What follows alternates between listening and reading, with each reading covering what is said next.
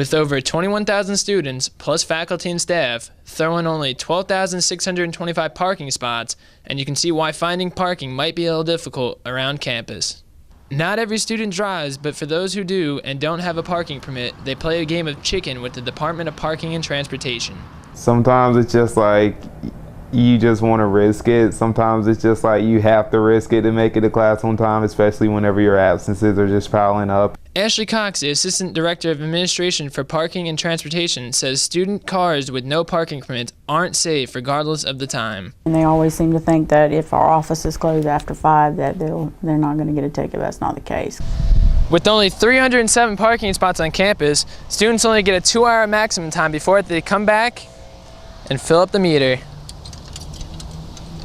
The most frequented lot by students also happens to be the most ticketed lot, which is behind Mendenhall and Joyner Library. This leads to some students scratching their heads about the parking situation. Honestly, I think it's pretty crammed. We definitely need way more parking for the students, undergraduate and graduate. You know, everybody thinks that we're hiding in the bushes, right? Out to get them, and that's not the case. That's right. Parking and transportation employees aren't just popping out of the bushes because it's kind of hard to miss them when they're driving around in these. Some students think it's unfair that they pay hundreds of dollars for a parking pass when they're already paying tuition and other fees.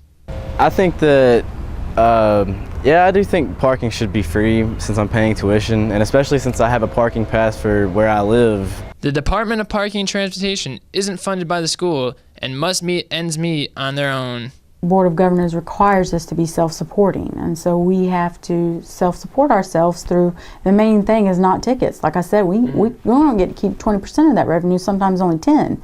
Without someone to enforce parking rules, those who paid for parking permits would be fighting for spots with those without them. We mainly write those tickets because if we didn't, it would be complete chaos on campus if we didn't, and it's a learning tool. Zach Vosberg, Pirate News Network.